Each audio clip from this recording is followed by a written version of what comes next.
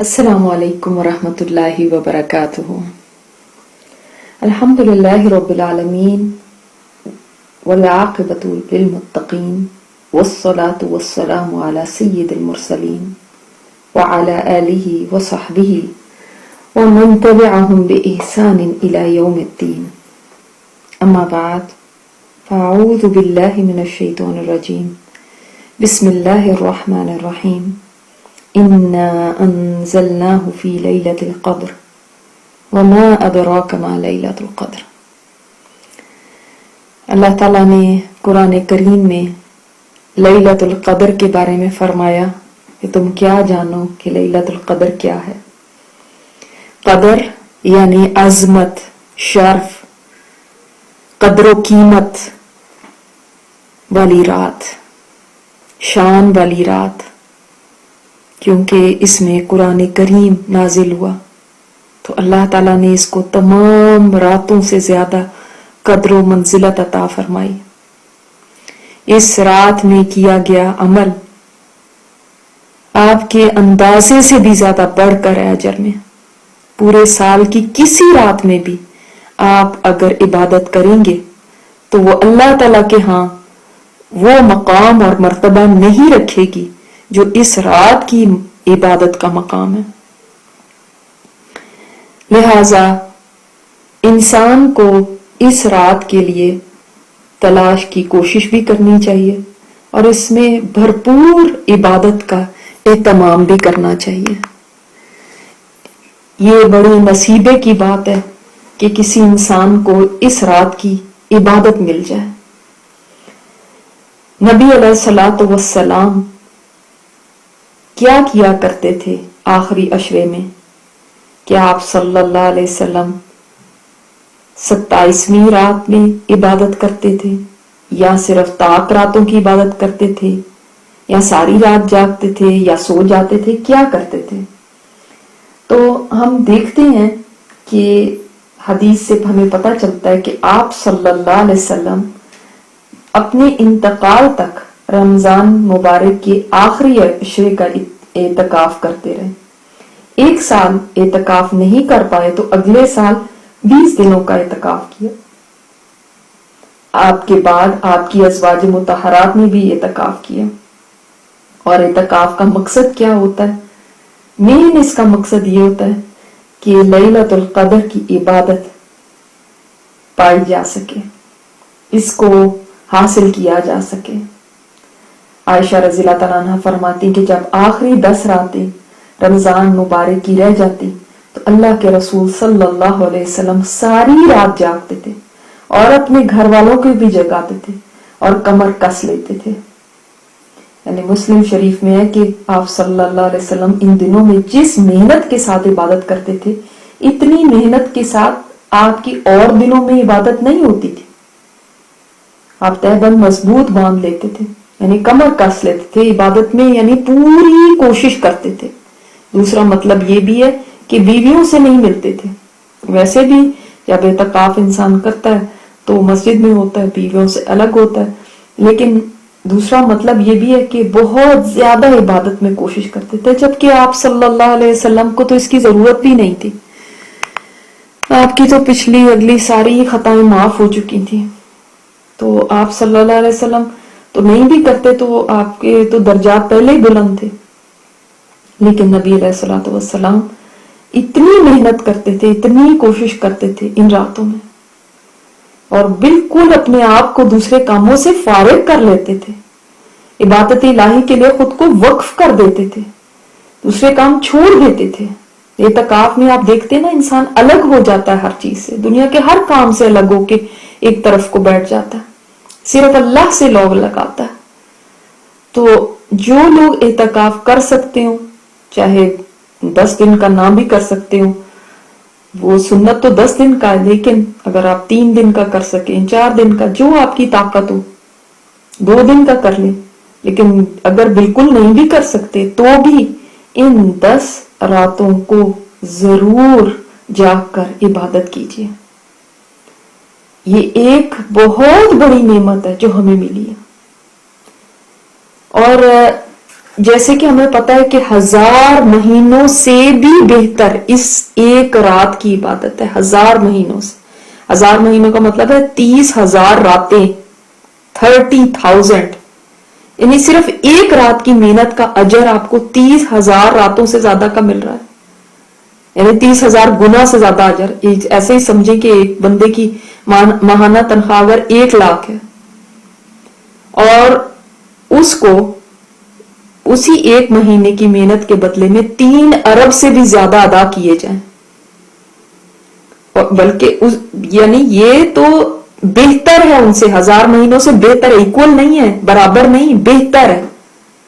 تو 1 لاکھ کے تنخواہ والے کو 30,000 گنا بڑھایا جائے تو 3 ارب بنتے, اور 3 ارب سے بھی زیادہ ادا کیے جائیں, اور اس کو یہ کہا جائے کہ بس تم نے 1 مہینہ کام کرنا ہے, اور ہمیں جیسے 1 رات کی بات ہے. تو کون ہے جو اس کو چھوڑے گا؟ اللہ اکبر. تو لہذا اس رات میں اپنی باقی تمام مصروفیات کو چھوڑ کے اس کو ایسے کر لیں کہ آپ کے سر پہ سوار ہو کہ یہ ایک رات ہے جس میں مجھے جاگنا ہے, اور بلکہ خود ہی نہیں, اپنے گھر والوں کو بھی جگانا ہے. آپ صلی اللہ علیہ وسلم کی سنت ہے یہ کہ آپ اپنے گھر والوں کو بھی جگایا کرتے تھے. اور اگر ہم اپنے گھر والوں کو جگائیں گے تو یہ سنت بھی ہم زندہ کریں گے. ایک رات آپ صلی اللہ علیہ وسلم نیند سے بیدار ہوئے, فرمایا آج کی رات کتنے ہی فتنے کھول دیے گئے اور کتنے خزانے اللہ تعالیٰ نے عطا فرما دیے. یعنی اس امت کے لیے بہت سارے فتنے بھی کھل گئے ہیں اور بہت سے خزانے بھی عطا ہوئے. تو پھر فرمایا کہ ان حجروں میں سونے والیوں کو جگاؤ, یعنی امہات المومنین کو, اور ان سے کہو دنیا میں بہت ساری لباس پہنے ہوئے عورتیں قیامت کے دن ننگی ہوں گی. اس کے جہاں بہت سے معنی علماء نے کیے ہیں, وہاں پہ ایک معنی یہ بھی کیا کہ دنیا کا لباس یہی ہے نا, مال, عہدے, سٹیٹس انسان کا, کہ فلاں فرسٹ لیڈی ہے, فلاں وزیر اعظم کی بیوی, فلاں بادشاہ کی بیٹی, فلاں کی بہن. تو اس دن نہ کوئی نبی کی بیوی, نہ کوئی کسی کی رشتہ دار, کسی کی بیٹی, کسی کی ماں, کسی کے کچھ کام نہیں آئے گا. انسان کا صرف اپنا عمل کام آئے گا. اسی لیے آپ صلی اللہ علیہ وسلم نے اپنی بیٹی فاطمہ سے بھی فرمایا تھا کہ اے فاطمہ اپنے آپ کو خود بچاؤ جہنم سے, میں قیامت کے دن تمہارے کوئی کام نہیں آ سکتا. اور آپ دیکھیں یہ نیکیاں جو ہیں شاید اتنی آج ہمارے نزدیک ان کی قدر و قیمت نہیں ہے, لیکن قیامت کے دن انسان ایک ایک نیکی کو ترسے گا کہ کاش میری ایک نیکی میں بھی اضافہ ہو جائے, کاش مجھے کہیں سے ایک نیکی کوئی دے دے. ایک ایک نیکی کے اوپر میزان کا پلڑا اوپر اور نیچے چلا جائے گا, ایک ایک نیکی پہ. اور یہ نہیں میں کہہ رہی کہ بڑی نیکیاں, چھوٹی سے چھوٹی نیکی بھی, یعنی ذرے کے برابر نیکی بھی اگر جہاں تل رہی ہے اور اس کا بھی وزن ہے ذرے کے برابر, حتیٰ کہ حدیث میں آتا ہے جوں کے انڈے کے برابر بھی اس عمل کا بھی وزن ہوگا. تو یہ تو بہت بڑی بات ہے کہ 1000 مہینوں سے زیادہ کی عبادت کا اجر مل جائے. کہ اگر ایک رات ہے 1000 مہینوں سے زیادہ, مطلب 83 ایئرس اور 4 منتھ سے زیادہ کی عبادت کا اجر مل سکتا ہے. اور 83 ایئرس تو کم لوگوں کی عمر ہوتی ہے, اتنی تو لوگ پوری زندگی جی کے بھی اتنا عبادت نہیں کر سکتے. 100 سال کی بھی زندگی جی لیں, 83 ایئرس سے زیادہ کی عبادت کا مطلب یہ ہے کہ 10 سال تو انسان کے ویسے ہی بچپن میں گزر جاتے ہیں, پھر اس کے بعد کتنے سال وہ عبادت کرتا رہے, مسلسل کرتا رہے, تو تب بھی یہ بہتر ہے اس سے. اور 83 پلس ایئرس کی عبادت سے زیادہ بڑھ کے اس کا ثواب ہونے کا مطلب یہ ہے کہ یہ ایک ایک گھنٹہ جو ہے ہمارا, یہ تقریباً 10 سال کی عبادت سے بہتر ہے. 1 منٹ کی عبادت 58 دنوں کی عبادت سے بہتر ہے. اور ایک سیکنڈ اس رات کا 23 آورز کی عبادت سے بہتر ہے. کہاں ہم سے 24 گھنٹے عبادت ہوتی ہے, اس کا ایک ایک سیکنڈ اتنا قیمتی ہے. 1 سیکنڈ بھی کہیں بات کرنے کی ضرورت نہیں ہے, 1 منٹ بھی ضائع کرنے کی ضرورت ہے. 58 ڈیز کون عبادت کر پاتا ہے؟ ہم سے یہ 10 دن کا اعتکاف نہیں ہوتا، تو 1 گھنٹہ 10 سال کی عبادت. لہذا جہاں ہم اپنی زندگی میں کتنی ایسی بار ایسے موقع آئے کہ رات کو بخار ہو گیا یا پیٹ میں درد ایسا اٹھا کہ پوری رات ہی کروٹیں بدلتے رہے، جاگے رہے. کتنی دفعہ موقع ایسے آئے، ایئرپورٹس کے اوپر راتیں گزری کیونکہ فلائٹ آدھی رات کے بعد ہوتی. کتنے ہی ایسے موقع زندگی میں آئے کہ شادیوں پہ پوری رات گزر گئی، فجر ہو گئی. اور کتنی بار ایسا بھی ہوتا ہے کوئی پیارا دور سے آیا ہوتا ہے اور باتیں کرتے کرتے ساری رات گزر جاتی، فجر کی اذان ہوتی تو پتا چلتا ہے کہ اچھا صبح بھی ہو گئی. بہت ساری راتیں ہم ایسی گزارتے ہیں جو جاگ کے گزارتے ہیں. تو کیا یہی راتیں بھاری ہیں؟ کوئی مشکل بھی نہیں. اور یہ بھی یاد رکھیے، بہت سارے لوگوں کا خیال یہ ہے کہ کوئی شاید راتوں کو جاگنے کا کمپٹیشن ہے کہ کون زیادہ دیر جاگے. اگر آپ جاگ رہے ہیں اور عبادت نہیں کر رہے تو اس جاگنے کا کوئی بھی فائدہ نہیں. اگر آپ گپ شپ کر رہے ہیں، فون پہ بزی ہیں، ادھر ادھر گھوم پھر رہے ہیں، ٹائم پاس کر رہے ہیں، تو یہ عبادت نہیں ہے. چاہے ساری رات آپ جاگتے رہیں، اس کا کوئی فائدہ نہیں. بات ہے کہ عبادت کرنی ہے، اور عبادت میں ہر طرح کی عبادت کرنی ہے. قرآن پاک بھی پڑھنا ہے، قیام بھی کرنا ہے، نوافل بھی ادا کرنے ہیں، سجدے بھی لمبے لمبے کرنے ہیں، پھر آپ نے تسبیحات بھی کرنی ہے، دعائیں بھی کرنی ہیں. کیونکہ آپ صلی اللہ علیہ وسلم تو اعتکاف بیٹھے تھے. آپ کی عبادت کا ہمیں نہیں پتا کہ کیا کیا آپ نے عبادت کی، مگر یہ ہمیں پتا چلتا ہے ضرور کہ جو اس رات میں قیام کرے گا اس کے پچھلے تمام گناہ معاف کر دیے جائیں گے. تو لہٰذا قیام ضروری کریں، اس کے علاوہ اور بھی عبادت کریں. اور جیسے کہ آپ کو پتا ہے، عائشہ رضی اللہ تعالیٰ نے پوچھا تھا کہ اگر مجھے یہ رات مل جاتی تو میں کیا مانگوں، تو آپ صلی اللہ علیہ وسلم نے یہی فرمایا تھا، اللہم انک عفو تحب العفو فاعف عنی. تو یہ کلمات ہماری زبان سے ہٹنے نہیں چاہیے ان راتوں میں، کہ اللہ تعالیٰ کو اس کے عفو ہونے کا ہم واسطہ دیں کہ اللہ تو عفو ہے، تو گناہوں کو ایسے مٹا دینے والا ہے کہ ان کا نام و نشان ختم ہو جائے. اللہ تعالیٰ غفور بھی ہے، غفار بھی ہے، ستار بھی ہے، تواب بھی ہے، مگر عفو کا درجہ جو ہے نا سب سے اوپر ہے. غفار ہے گناہوں کو ڈھانپ دینے والا، تواب ہے توبہ کی توفیق دینے والا اور توبہ کو قبول کرنے والا، ستار ہے گناہوں پہ پردے ڈالنے والا، مگر وہ عفو ہے گناہوں کو مٹا دینے والا، ڈیلیٹ کر دینے والا. تو ہم اس کو اس کی اسی صفت کا واسطہ دیتے ہیں کہ تو ہے ہی عفو، اور تجھے یہ بات پسند بھی ہے، تجھے معاف کرنا اچھا لگتا ہے، بس تو ہمیں معاف کر دے. تو ہمیں ان راتوں کے اندر اسی محنت، شوق، لگن کے ساتھ اللہ تعالیٰ سے مانگنا ہے تاکہ ہماری بخشش ہو جائے. اس کی اللہ تعالیٰ نے توفیق عطا فرمائے. عائشہ رضی اللہ تعالیٰ نے جب پوچھا تھا کہ یا رسول اللہ آپ ہمیں قیامت کے دن یاد رکھیں گے، تو آپ صلی اللہ علیہ وسلم نے فرمایا تھا عائشہ 3 گھاٹیوں میں تو کوئی بھی نہیں کسی کو یاد رکھے. جب پل صراط سے گزر رہے ہوں گے، اسی طرح جب کتاب دی جائے گی، اسی طرح جب میزان قائم کیا جائے گا، تو یہ بڑے کڑے مرحلے ہیں، بڑے بڑے لوگ یہاں پہ پھسل جائیں گے. تو اپنے عمل کو مضبوط کر لیں، اپنی نیکیوں کو بڑھا لیں. اس دن پل صراط کراس کرنے کے لیے صرف اور صرف یہ نیکی ہوگی جو پار کرا سکے گی. اسی طرح میزان میں یہ نیکی ہے جو اس کو بھاری کر دے گی، جس سے نجات مل سکے گی. اور اسی طرح کتاب میں یہ نیکی ہی ہوگی تو دائیں ہاتھ میں ملے گی.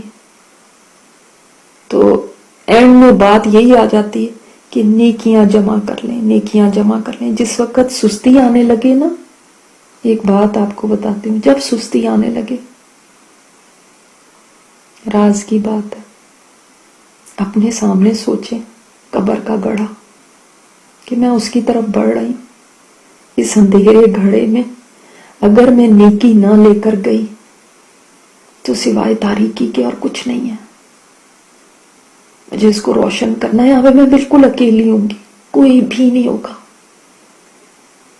پھر کون مجھے یہاں پہ مدد دے گا؟ آپ دیکھیں گے آپ کو ہمت آ جائے گی، آپ دیکھیں گے آپ کو لگن محسوس ہوگی، طاقت آ جائے گی کہ نہیں مجھے کچھ کرنا ہے، اپنے لیے کچھ کرنا ہے. اور اللہ تعالیٰ ہمیں اس کی توفیق عطا فرمائے. آمین یا رب العالمین. انشاءاللہ چلتے ہیں نیکسٹ سیگمنٹ کی طرف. ایسے گھرانے میں چھان کے دیکھیں گے جہاں وہ کیا عمل ہو رہے ہیں جو ان کو جنت کا راہی بنا دیتے ہیں، اور کچھ گھرانوں میں وہ کون سے ایسے عمل ہو رہے ہیں جو ان کو جہنم کے راستے کی طرف چلا دیتے ہیں. اللہ تعالیٰ اس چیز کو قبول کریں اور اس کو زندگیوں کو بدلنے کا ذریعہ بنا دیں. السلام علیکم ورحمۃ اللہ وبرکاتہ.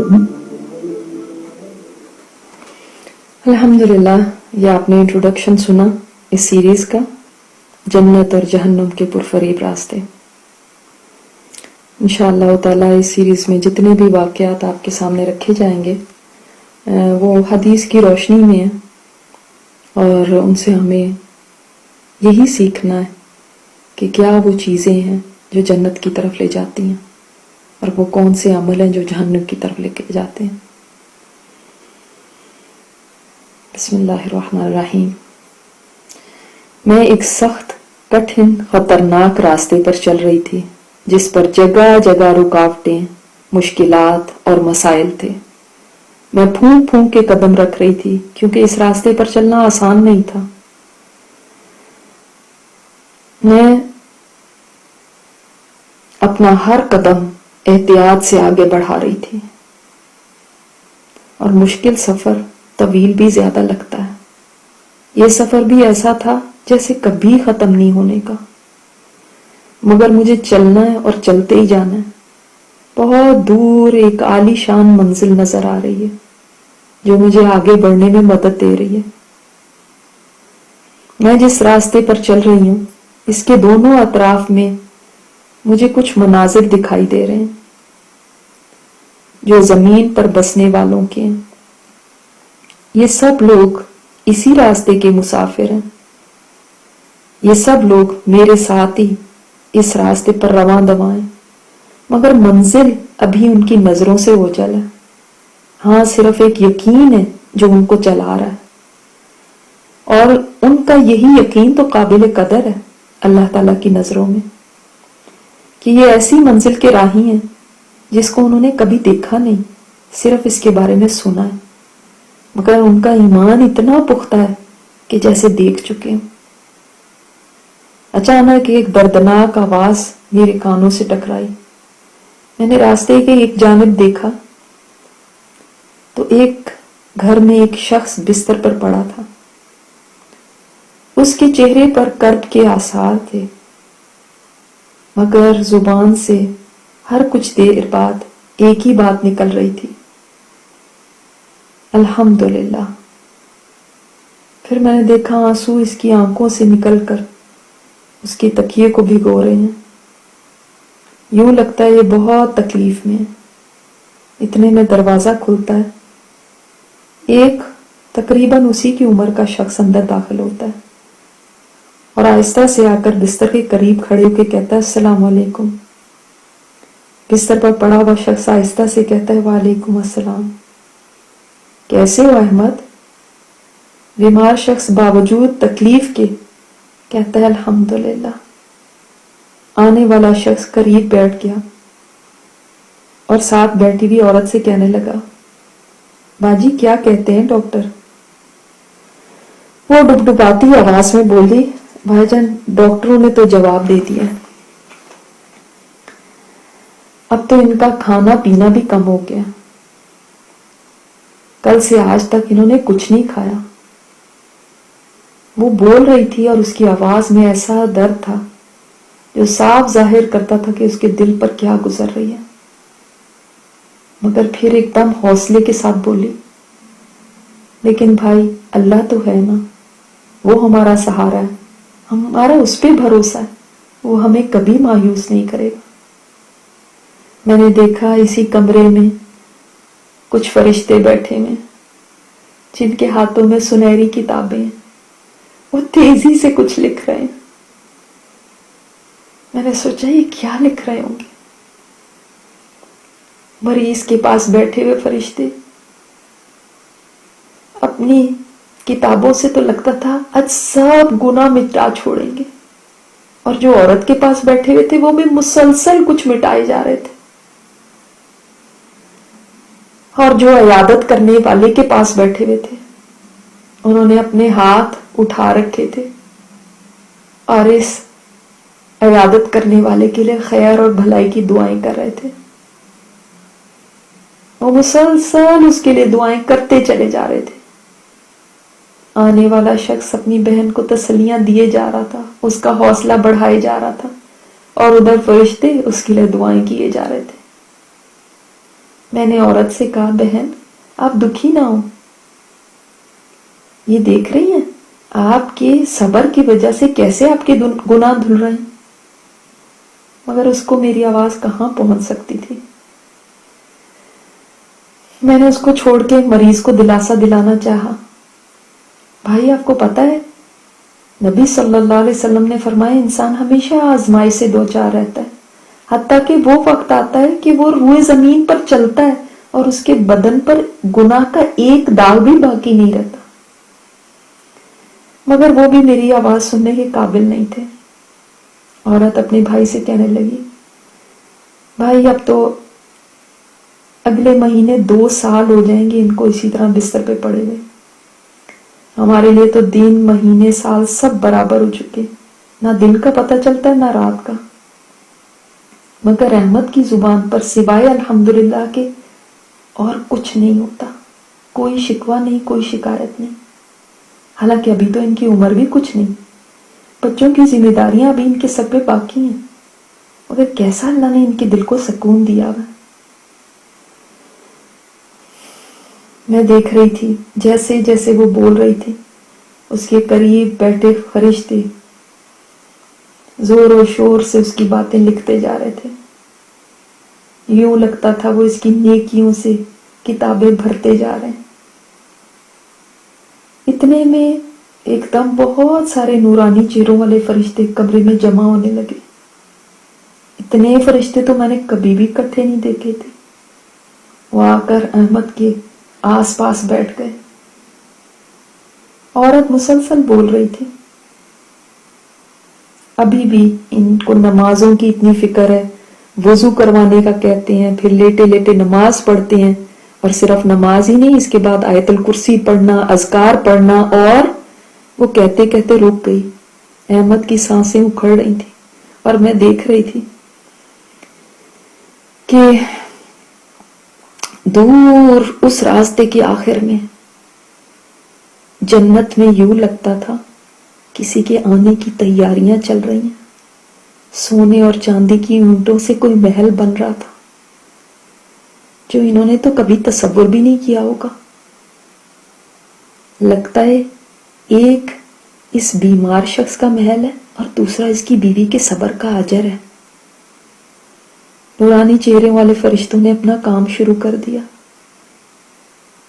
عورت مسلسل روئی جا رہی تھی اور شوہر کا ہاتھ پکڑ کر کبھی چومتی کبھی سینے سے لگاتی۔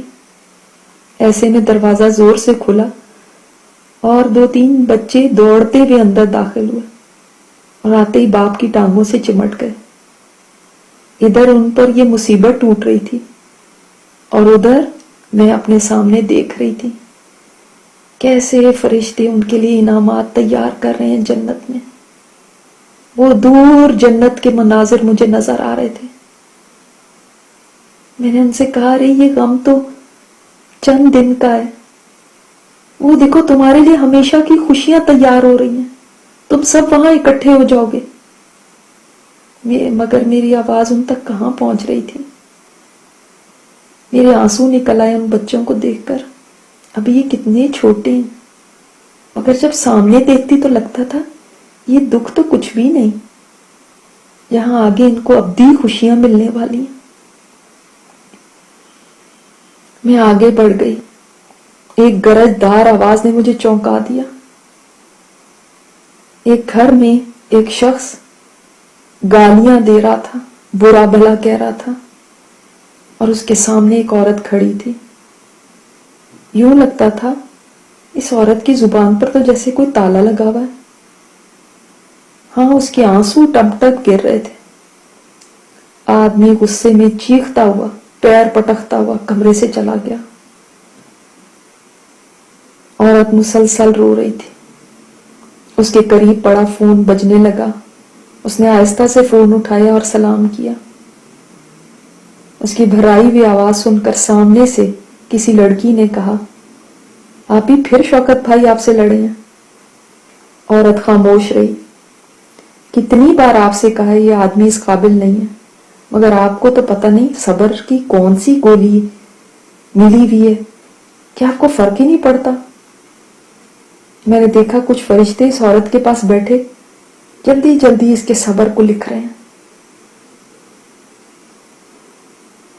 عورت پھر بولی، نہیں نازیہ، میرے اللہ نے میرے لیے کچھ اچھا ہی لکھا ہوگا. اگر لڑتے ہیں تو ان میں کچھ خوبیاں بھی تو ہیں، اور کئی خوبیاں ہیں.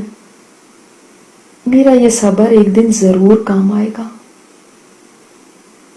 آگے سے آواز آئی، بس پھر تم اس دن کا انتظار کرتی رہنا، خدا حافظ. کسی نے فون آگے سے بند کر دیا. اس عورت نے ہاتھ اٹھا کے دعائیں کرنی شروع کر دی. اے اللہ میرے دن بھی بدل دینا، میں تجھ سے نا امید نہیں. میں نے آہستہ سے اسے کہا، بہن ہاں، آپ کے صبر کا پھل آپ کو ضرور ملے گا. آپ کا اجر آپ دیکھ لیں گی تو حیران ہو جائیں گی. اس کے پاس بیٹھے فرشتے اس کے صبر کی داستان کو سنہرے حروف سے لکھ رہے تھے، اور وہ دور مجھے جنت میں نظر آ رہا تھا. کیسے بے حساب اجر اس کے لیے تیار ہو رہا ہے. اس کی آنکھوں سے آنسو بہتے جا رہے تھے. وہ میری آواز نہیں سن سکتی تھی، مگر میں جانتی تھی اس کا یہ صبر کبھی ضائع نہیں جائے گا. میں آگے بڑھی. ایک ٹینٹ میں مجھے چند معصوم سے بچے بیٹھے ہوئے نظر آئے. سردی شدید تھی، وہ ٹھٹھر رہے تھے. ان کے چہرے بھوک سے کملائے ہوئے تھے، ہونٹ خشک تھے. یوں لگتا تھا کئی دن سے انہوں نے کھانا نہیں کھایا. اور کہیں دور دھماکوں کی آواز سنائی دے رہی تھی. جب یہ آواز آتی تو یہ بچے سہم جاتے. اتنے میں ایک شخص اندر داخل ہوا. اس نے بچوں کے آگے کپڑا کھول کے بچھایا جس میں روٹی کے چند ٹکڑے تھے اور ساتھ پانی کی کچھ بوتلیں تھیں. بچے جلدی جلدی روٹی اٹھا کے کھانے لگے. میں نے دیکھا وہ فرشتے جو اس آدمی کے ساتھ ہیں، وہ ایک کتاب میں ایسے کچھ لکھ رہے ہیں تیزی سے، جیسے آج لکھ لکھ کے وہ اس ساری کتاب کو بھر دیں گے. اس کا یہ عمل اللہ تعالیٰ کو کتنا پسند آیا ہوگا جو یہ فرشتے اس طرح لکھے جا رہے ہیں. ایک بچے نے کہا، انکل میری امی کہاں ہیں، میرے ابو کہاں ہیں، یہ جنگ کب ختم ہوگی؟ وہ شخص گویا لاجواب تھا. بچہ دوبارہ بولا، یہ سب کیوں ہو رہا ہے؟ آدمی اس بار چپ نہ رہا اور بولا، بیٹا اس میں بھی کوئی بہتری ہے.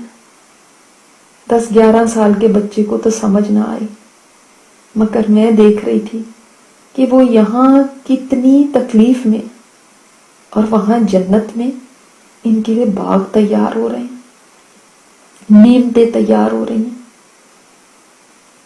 مسلسل فرشتے ان کے لیے انعامات کو تیار کر رہے ہیں. میرے منہ سے بے ساختہ نکلا، واقعی اللہ تعالیٰ اپنے بندوں کو کبھی تنہا نہیں چھوڑتا. بندہ تو سوچتا ہے یہ کیوں ہو گیا، یہ کیا ہو گیا، مگر اللہ تعالیٰ جانتا ہے کہ یہ کیوں ہو رہا ہے اور اس میں اس بندے کی کتنی بھلائی ہے. یہ راستہ کتنا غم کا راستہ ہے. اس میں کتنی پریشانیاں، جدائیاں ہیں، کتنے آنسو ہیں. میں چلی جا رہی تھی اور سوچتی جا رہی تھی کتنا مشکل راستہ ہے، مگر جب سامنے نظر اٹھا کے دیکھتی ہر جنت کے باغات نظر آتے، اس کے بڑے بڑے دروازے نظر آتے جن کی مسافت 40 سال کی، جن میں ایسے خوبصورت درخت، سونے کے تنے جس کے محلات ایسے کہ ایک اینٹ سونے کی اور ایک چاندی کی، جہاں مسلسل فرشتے کام میں لگے ہوئے ہیں ان سب لوگوں کے لیے. کاش یہ لوگ دیکھ سکتے ہوتے، مگر یہ دیکھ نہیں سکتے. ان کو یہ باتیں شاید کبھی کانوں سے ٹکرائی تو ہوں، حدیث کی صورت میں، قرآن کی آیات کی صورت میں، مگر انہوں نے آنکھوں سے نہیں دیکھا وہ منظر جو سامنے میں دیکھ رہی تھی. اگر یہ لوگ ایک بار اس راستے کے آخر میں ملنے والی جنت کو دیکھ لیں تو ان کے آنسو مسکراہٹوں میں بدل جائیں، ان کے دکھ کی جگہ شکر آ جائے، کیونکہ یہ مہنگا سودا نہیں. اگر اس غم کے سہنے پر اتنی خوبصورت جنت مل سکتی ہے جو باقی رہنے والی، جو بہتر ہے اس دنیا سے، تو یہ گھاٹے کا سودا نہیں. اس راستے میں چند دن کے دکھ تو ہو سکتے ہیں مگر ہمیشہ کے نہیں، اور آگے ہمیشہ کی خوشیاں ہیں، کبھی کوئی غم نہیں. مگر انسان کتنا تھوڑ دلا اور بے صبرا ہو جاتا ہے. کاش وہ اللہ کے وعدوں پر یقین کر کے دیکھ لے تو کبھی یہ اپنی زندگی کے غموں پر ایسے دکھی نہ ہو. میں سوچتی چلی جا رہی تھی اور چلتی جا رہی تھی، ایک ایک واقعہ میرے دل پہ نقش تھا. ہاں یہ غم ضرور ہے، یہ بچے معصوم، اس عورت کا کیا قصور، ایک بیوہ ہو گئی، ایک ظلم سہ رہی، اور کچھ بچے بے قصور اور معصوم. مگر اللہ تعالیٰ کسی پر ظلم کرنے والا نہیں. کاش یہ لوگ جان لیں.